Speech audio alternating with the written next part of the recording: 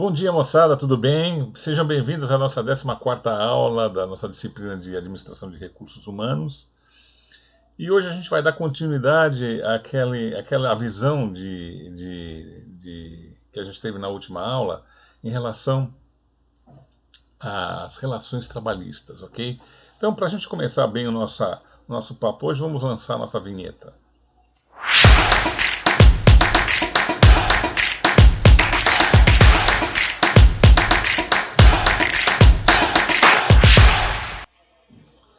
Legal, gente. Então, o nosso papo hoje vai falar um pouco sobre justamente essa questão do sindicato, né? A gente viu que a questão do mercado exigir cada vez mais um número maior de pessoas envolvidas aí no ambiente de trabalho, requer que essas pessoas realmente se organizem para poder ter, na verdade, uma representação junto aos empregadores e que junto com esses se definam os melhores caminhos tanto para a organização quanto para os seus colaboradores, ok? Então, o papel do sindicato enquanto ator social relevante na gestão de pessoas e nas relações de trabalho, ele é importantíssimo.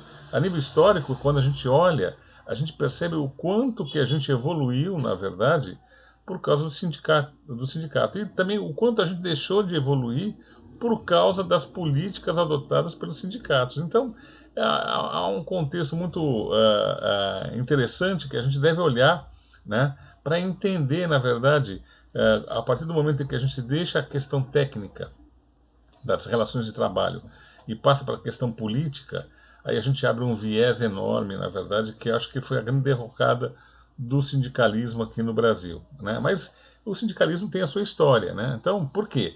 Porque a necessidade de mudança de comportamento e atitude frente às mudanças de paradigma e aos acontecimentos atuais exigem que você, né, esteja atento, na verdade, né, a isso tudo e se posicione da melhor maneira possível. O sindicato tinha que fazer muito bem esse papel, tá certo? Então, vamos dar uma olhadinha na história dos sindicatos aqui no Brasil para a gente poder entender um pouquinho melhor isso. Então, para isso, eu trouxe um vídeo. Aliás, são três na sequência. Eu vou começar com o primeiro. São três partes. Aí vocês vão ter um contexto, um pano de fundo interessante para a gente discutir essa questão do sindicato, tá bom? Vamos lá.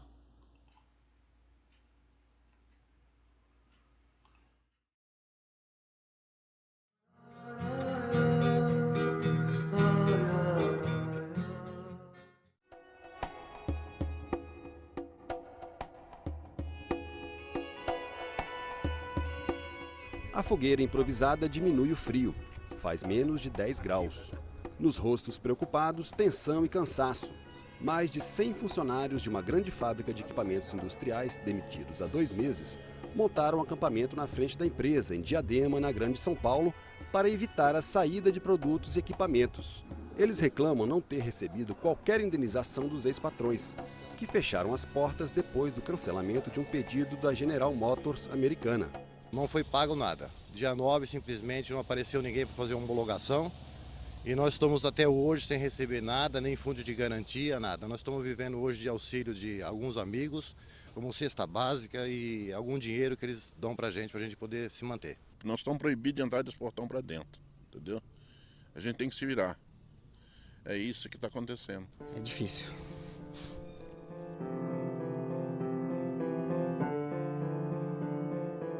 A crise mundial chegou ao Brasil e não poupou o motor das indústrias nacionais, o ABC Paulista, berço do sindicalismo brasileiro. 30 anos atrás, em pleno regime militar, estes metalúrgicos ousaram promover grandes greves que mudaram a relação entre patrões e empregados no país. Mas os tempos são outros. Hoje, o comandante do movimento sindical da época é presidente da República. E o inimigo não é mais o arroxo salarial, é o desemprego. No dia 5 de janeiro, que foi o primeiro dia útil do ano, a fila assim dava volta aqui no quarteirão.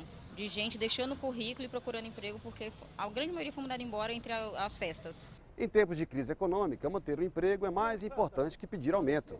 Em São Bernardo, a Mercedes deu férias coletivas para 1.200 funcionários depois de negociar com os sindicatos metalúrgicos. Em dezembro de 2008, antes da crise chegar ao Brasil, o desemprego atingia 10% da população economicamente ativa do ABC, um total de 136 mil pessoas, o número mais baixo dos últimos 10 anos. Em abril de 2009, o índice pulou para 13%. Em apenas 4 meses, 40 mil empregados ficaram sem trabalho. Aquelas empresas que exportavam menos tiveram um primeiro impacto da redução da produção em função de menores exportações. Em segundo, de menor consumo em alguns setores bem claros. Né?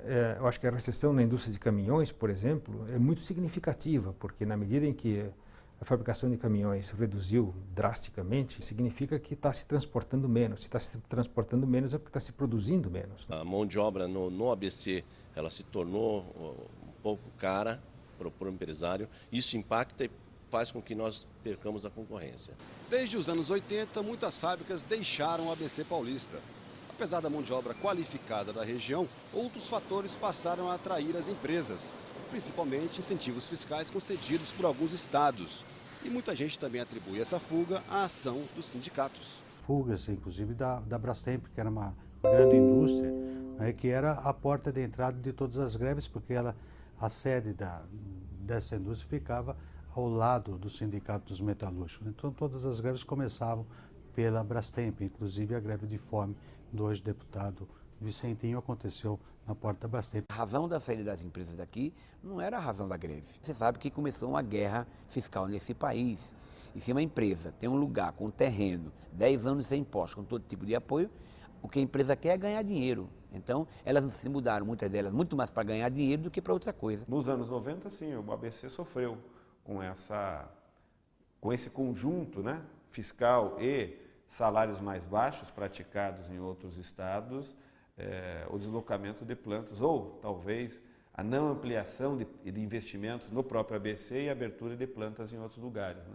Fugir do sindicalismo do ABC parece que foi uma tentativa da General Motors. Ela abriu uma segunda fábrica em São José dos Campos. E aí a greve mais violenta que a General Motors sofreu foi da fábrica aonde ela foi procurar um sindicalismo frágil.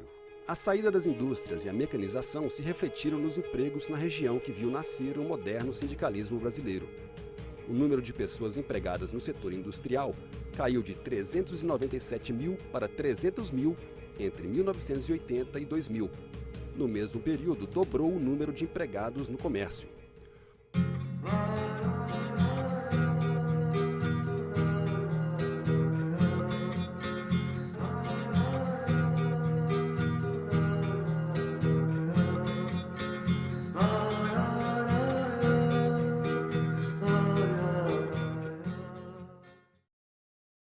Eu já disse para vocês de que sindicato não é esse prédio. Sindicato é cada um de vocês na máquina de vocês. Sindicato é cada um de vocês na rua.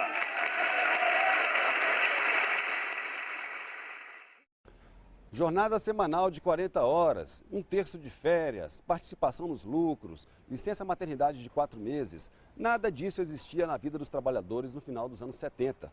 Com uma inflação de quase 100% ao ano, os reajustes salariais eram concedidos pelo governo, não pelas empresas. Tudo isso começou a mudar a partir de discussões travadas aqui, no Sindicato dos Metalúrgicos do ABC, em São Bernardo do Campo, São Paulo. 30 anos atrás, de 1978 a 1980, o regime militar foi sacudido por um movimento que, no primeiro momento, parecia não ter relação com partidos políticos. A inflação subia ano a ano. Estava em 40% em 1978 e ultrapassou os 100% em 80. Em maio de 78, a fábrica da Scania em São Bernardo parou. Os patrões foram obrigados a negociar e concederam 11% de aumento aos trabalhadores, mesmo sem o consentimento oficial do governo. O acordo de 1978 foi um acordo vitorioso para os trabalhadores de São Bernardo. Rompeu a política salarial de arrocho do governo. Qualquer acordo era contra a política salarial do governo. Em termos políticos, as empresas seriam obrigadas a não cumprir a lei, a fazer um ato de desobediência civil. E eram empresas multinacionais. A luta dos trabalhadores, as reivindicações dos trabalhadores, o trabalho do sindicato, o trabalho da diretoria, acabou fortalecendo o poder aquisitivo do trabalhador. Vamos lá, moçada, vamos lá. Não tem medo de preso, não. Cadeia foi feita para homem. Estamos lutando por uma coisa justa, porra. A vitória de 78 não se repetiu no ano seguinte, quando o Sindicato dos Metalúrgicos foi obrigado a aceitar um acordo para evitar o afastamento da diretoria.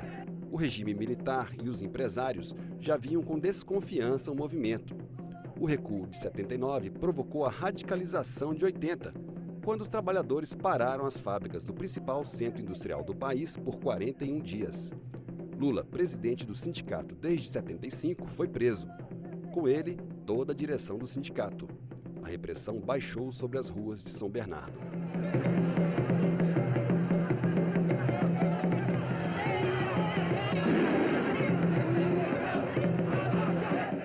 Companheiros, às 6h30 da manhã,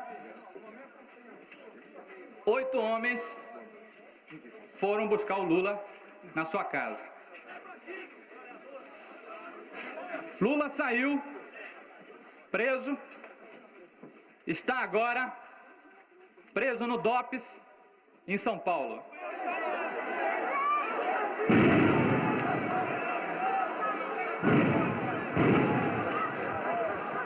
Os 5 primeiros dias nós ficamos incomunicáveis, só ficávamos ali dentro, não podia conversar, não podia nada.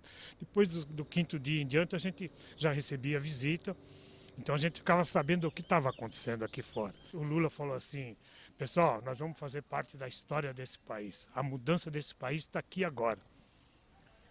Os nossos... Desculpa, tá? Desculpa. Os nossos netos, bisnetos, vai ser governo nesse país. E não foi nem o neto e nem o bisneto, e nem o filho, foi o próprio Lula. 30 anos depois, Lula é o presidente da República obrigado a enfrentar uma crise econômica mundial que eliminou empregos no país. Mas na década de 70, antes de se tornar líder grevista, relutava até em entrar para o sindicato. Eu lembrei que eu tinha um irmão na Vilares, eu tinha trabalhado na Vilares aqui em São Bernardo. E eu falei, pô, vamos atrás do Lula, que ele tem jeito para coisa. Aí foi difícil, um bom papo, conversa, isso para o sindicato, para atuar no sindicato. Até que o Lula, depois de um monte de conversa entre o pessoal da diretoria do sindicato naquela época, e estou falando em 1967, 68, e o Lula acabou aceitando entrar no sindicato, mas não foi fácil, não. Perguntei então para o Lula, era então o Lula, né? Não era o presidente Lula. Lula, quais são suas ambições, quais são suas aspirações para o futuro? E ele me disse, olha, eu não tenho nenhuma ambição de natureza política, eu não quero nada a ver com os políticos, eu não quero nada a ver com a igreja, eu não quero ter nada a ver com o governo ou com os militares, eu quero ser o melhor líder sindical do Brasil. E eu quero ser o Lech Walesa do Brasil. Este é o plenário do Sindicato dos Metalúrgicos do ABC, palco de grandes decisões que depois influenciaram o movimento sindical Brasil afora. Deputado Vicentinho, o senhor consegue se lembrar de alguma decisão tomada aqui que depois se espalhou pelo movimento sindical Brasil afora? Sim, de várias delas. Mas as decisões mais importantes e mais marcantes para encurtar a conversa foram exatamente aquelas que tiveram a ver com a postura sindical. Aqui nasceu o novo sindicalismo, com Lula presidente e com todas as gerações que por aqui passaram até hoje. O momento mais marcante da minha vida foi quando eu vim à Assembleia pela primeira vez. Eu comprei um sapato novo, uma camisa nova de manga comprida, gola, calça nova e vim muito bem arrumado para a Assembleia. Aí chegou gente de macacão, chegou gente com roupa simples, eu fui me sentindo meio que envergonhado. E aí, quando ouvi os companheiros falarem na Assembleia, porque uma hora a diretoria falava, outra hora falavam os trabalhadores militantes, falando no português errado, mas dizendo coisa certa, falando dos nossos sonhos, da nossa luta, eu fui assim, absorvendo aquilo, fui enchendo o coração, então eu não esqueço nunca desse dia. A partir desse dia, nunca mais eu faltei. Conhecer os desejos da terra, filho da terra, propícia estação, e fecundar o chão.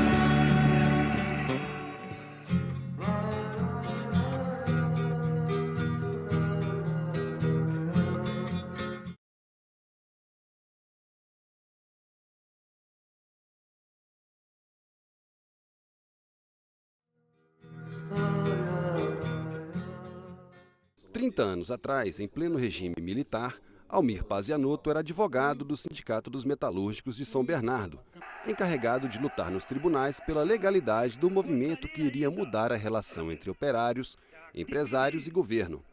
3 décadas depois, o líder das greves defendidas por ele na época virou o presidente da República.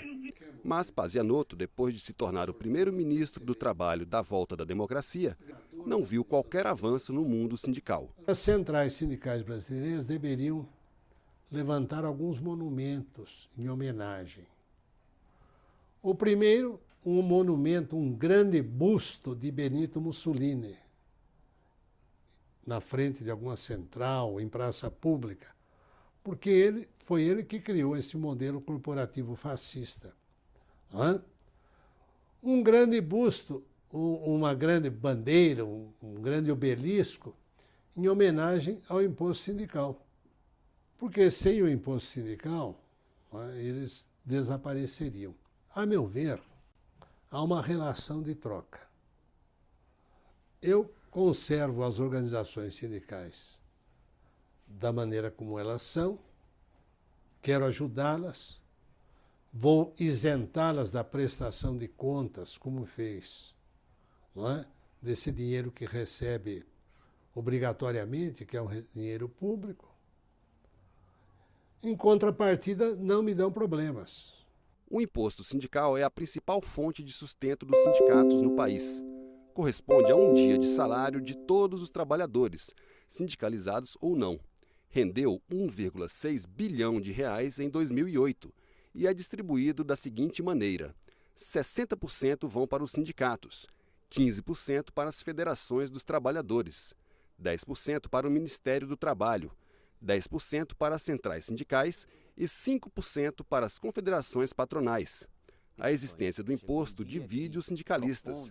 Os defensores da contribuição acham que ela dá força ao movimento sindical, mas há quem veja no pagamento obrigatório um sinal de atraso. Os sindicatos, por princípio, eles têm que ser independentes do Estado, independente da igreja, tem que ter a sua autonomia, né? O que eu acho que o que no Brasil tem, acho que é o grande câncer do movimento sindical, e acho que está na raiz, a fraqueza do movimento sindical brasileiro, é o imposto sindical, é um deles, né? Porque o imposto sindical ele só tem uma razão de ser, né? É dar sustentação financeira para dirigentes sindicais que não têm nenhuma legitimidade, nenhuma representatividade. E é por isso que no Brasil existem tantos sindicatos, assim, 12 mil, 14 mil sindicatos, né? A maioria deles não serve para nada. Chegou um dia que, propondo, por exemplo, o fim do imposto sindical, nós decidimos, inclusive foi na minha época, fiquei muito feliz por isso, resolvemos devolver o imposto sindical aos trabalhadores. O acordo coletivo no Brasil, a convenção coletiva, aquilo que o sindicato conquista, ele conquista para todos os trabalhadores, sócios e não sócios. E para ter um sindicato forte, é importante financeiramente ele estar equipado, ele poder pagar os seus advogados, ele fazer as mobilizações, ter os jornais, ter a sua sede de organização e assim por diante. Então é importante que todos os trabalhadores contribuam com o seu sindicato, contribuam com a sua organização financeiramente. Em 2005, o governo enviou ao Congresso uma proposta de reforma que cria a contribuição negocial no lugar do imposto sindical. O novo imposto teria que ser aprovado em assembleia. Além da contribuição negocial, a proposta permite a representação sindical nos locais de trabalho, a negociação coletiva para os servidores da administração pública, acaba com a unicidade sindical e prevê que divergências serão resolvidas com a arbitragem. Mas a proposta foi considerada tímida por muita gente e está parada na Câmara há mais de 3 anos. Esta reforma na Câmara só não evoluiu por causa do poder de pressão do movimento sindical conservador, que inclusive está instalado em Brasília, nas grandes e antigas confederações. Não foi para frente porque houve, né, um lobby muito forte, uma pressão muito forte do setor arcaico do movimento sindical brasileiro. E aí não é só dos trabalhadores não, porque é importante as pessoas saberem que, assim como os sindicatos de trabalhadores vivem, na sua maioria, de imposto sindical, os sindicatos patronais também, né? Então, eu acho que a Fiesp teria muita dificuldade de ficar lá na Avenida Paulista se não fosse o imposto sindical que cobra das empresas também. Foi feito um acordo e um projeto de reforma. O governo encaminhou esse projeto de reforma para o Congresso. Não anda no Congresso, mas o governo encaminhou para o Congresso aquilo que foi resultado da negociação. A parte do financiamento, ele propõe uma contribuição compulsória ainda, compulsória, mas ela é compulsória na medida em que a base aprova o seu valor, portanto não é um valor fixo, é um valor que tem um teto e o sindicato, através da Assembleia, aprova o recolhimento ou não, e esse recolhimento está vinculado à realização da negociação. Ou seja, um sindicato que não negocia, que não fecha acordo, que não tem convenção coletiva, não tem direito à arrecadação dessa contribuição. O ex-ministro do Trabalho, Walter Barelli, estava do lado dos metalúrgicos de São Bernardo na greve de 1978, quando pela primeira vez houve negociação entre patrões e empregados. A experiência não o faz otimista em relação ao avanço no sistema sindical. O Lula ele deixou para o segundo ano a chamada reforma sindical. Chegou no Congresso e chegou com vaias do movimento sindical, que não era bem o que se queria. E aí se esqueceu. Aquilo que foi plantado pelo Getúlio Vargas como modelo sindical é muito forte, porque ele permite que os sindicatos tenham um imposto, tenham sobrevivência.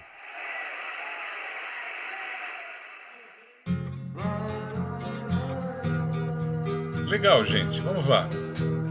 Então, vocês viram aí, né, toda essa evolução que houve no sindicalismo brasileiro, né, e até a sua derrocada, na verdade, porque hoje, em função desse viés extremamente político, né, e não que ele não tenha que existir, ele sempre vai existir, gente. A verdade é essa. Porém, a gente precisa entender se não houve um erro de dosagem aí. Na minha leitura, acho que é isso que aconteceu. E aí sim, os sindicatos acabaram perdendo um pouco do espaço importante que tinham dentro desse contexto, ok? Mas vamos lá, vamos seguir em frente, galera. Tá certo, se o papel do sindicato é esse, gente, então lembre-se, né? Acima de tudo, o papel é negociar, tá certo? Na verdade, buscar sempre o quê? O equilíbrio, né, nas ações entre as relações do empregador com o empregado, ok? Quando as coisas não andam bem, gente, o empregado, na verdade, junto com o sindicato, tem uma ferramenta muito importante que é a greve, né? E aí existem vários tipos de greve. A gente pode fazer greve de ocupação, ocupar o espaço, pode fazer, vocês viram ali no vídeo, os caras ocupando o espaço na entrada da porta da fábrica, evitando que as mercadorias circulassem, né? Greve de braços caídos, é quando o pessoal entra dentro da linha de produção, mas ninguém produz nada. Greve de rodízios, greve intermitentes, greve de solidariedade, boicote, sabotagem, né? Ou às vezes até o lockout, que é a greve dos empregadores, quando os empregadores falam assim, não, nós vamos parar também.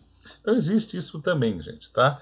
Agora, o que a gente precisa entender é que a greve hoje está baseado num conceito do direito, que existe um aspecto legal, até para a greve ser legal, tá certo? Então, greve é o abandono coletivo e temporário do trabalho, deliberado pela vontade da maioria de uma seção, de uma empresa ou de várias empresas, realizada em termos previstos na lei, com o objetivo de obter reconhecimento de direitos ou atendimento de reivindicações.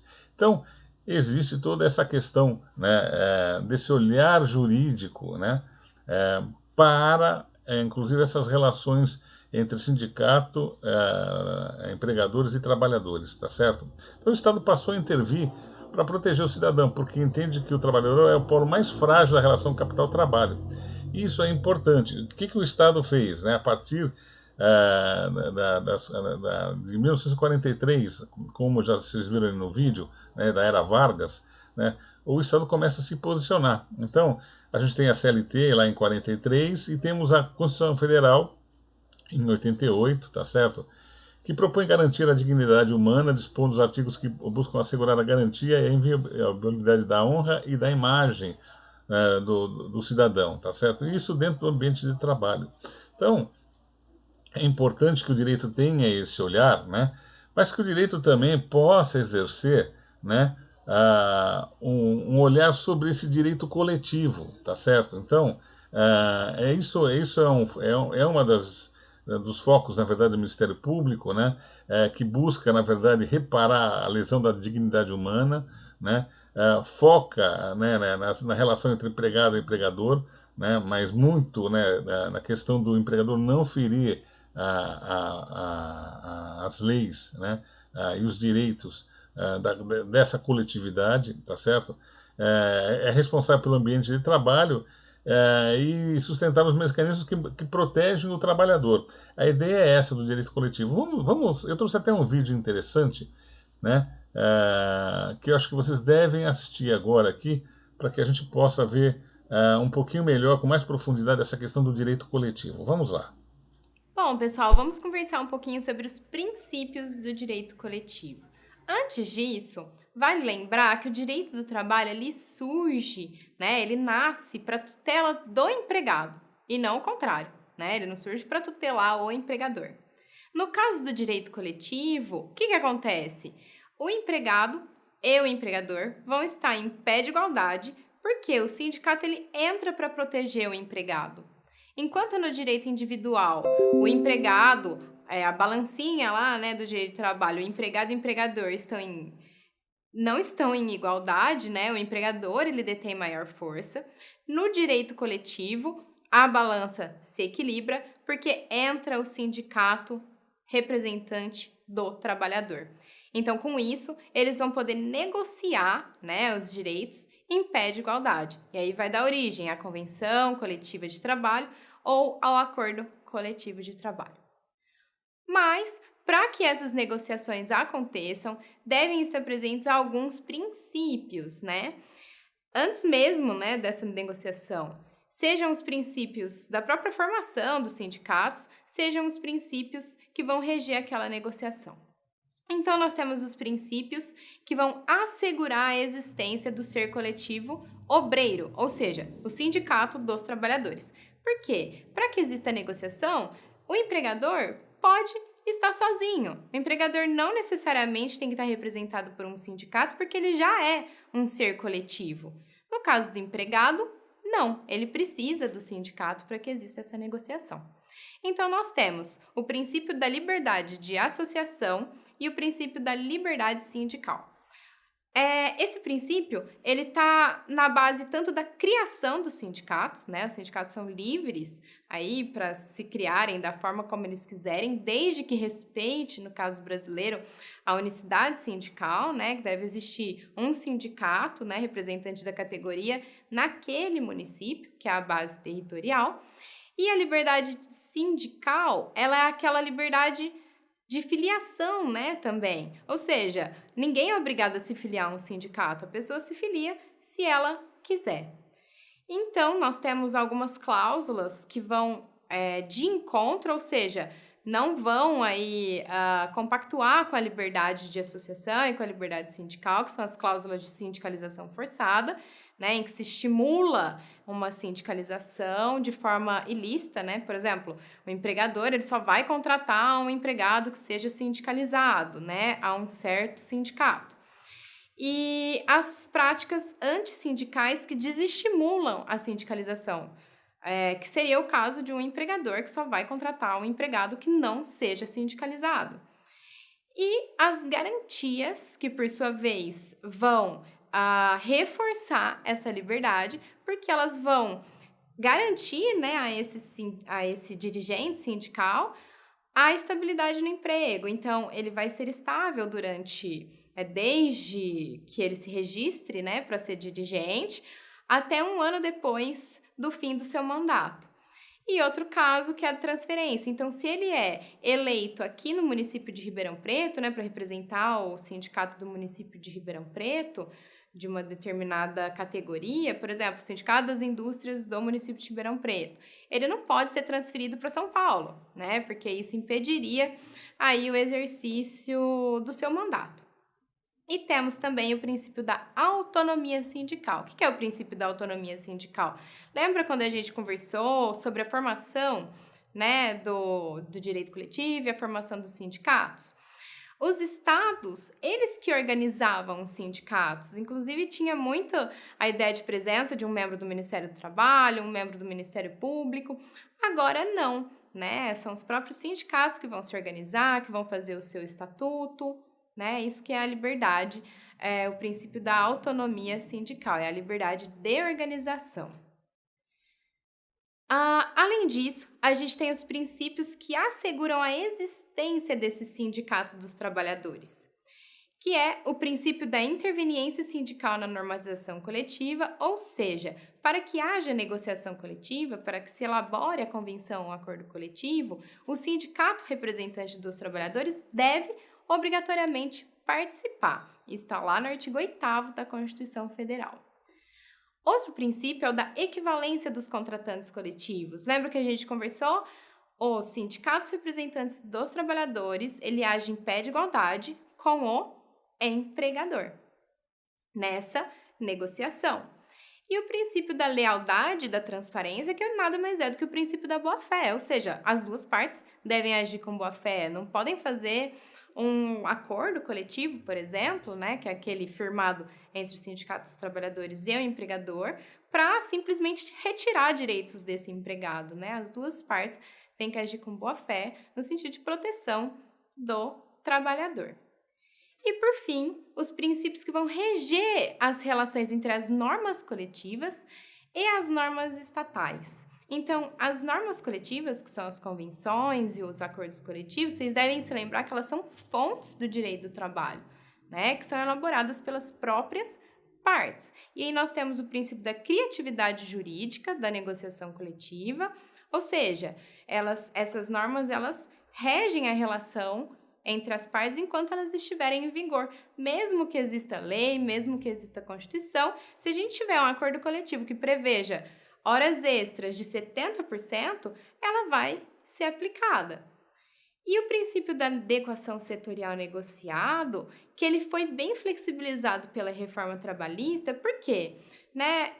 O princípio ele fala que a negociação coletiva ela tem que implementar direitos e só pode, né, negociar direitos relativos, ou seja, não poderia negociar normas sobre segurança e saúde no trabalho, por exemplo. Mas a gente sabe que a reforma trabalhista, lá no 611-A, permite, inclusive, a redução daquele intervalo, né, para almoço, refeição, para meia hora se existir negociação coletiva. Então, esse princípio aí da adequação setorial negociada, ele foi bastante mitigado, né, podemos dizer assim, pela reforma trabalhista. Com essa noção, nós podemos prosseguir no nosso estudo do direito coletivo e eu aguardo vocês para a nossa próxima aula.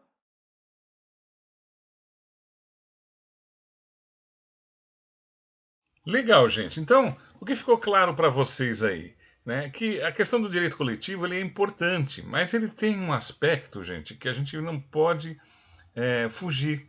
E a gente, como gestor, a gente precisa estar muito atento. Que aspecto é esse, professor?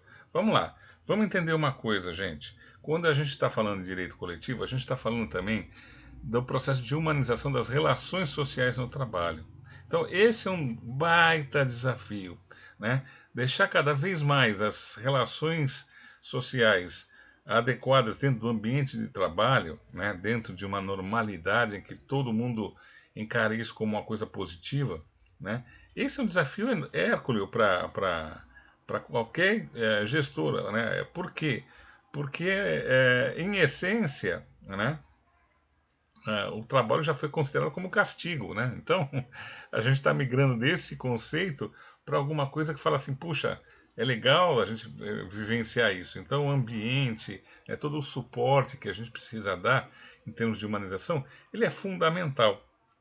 E ele é tão fundamental, gente, que por incrível que pareça, nós estamos em 2021, tá certo? E a gente vê coisas acontecendo dentro do ambiente de trabalho, tais como essa aqui, ó, o assédio moral.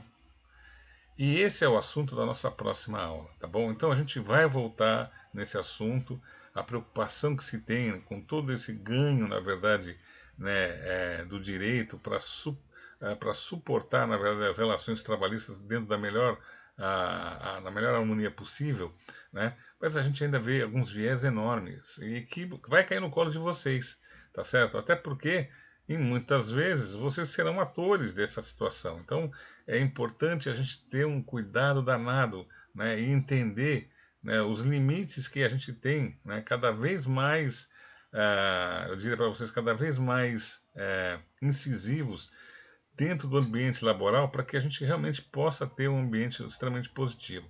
Então, esse assunto é um assunto para a próxima aula, a gente volta a falar nisso. Então, eu queria agradecer a presença de vocês, esperá-los na próxima aula, para a nossa 15ª aula, tá bom? E eu vou na verdade, finalizar o nosso bate-bola aqui com a nossa velha vinheta, tá bom? Então, fiquem bem e até a nossa próxima aula. Obrigado pela presença.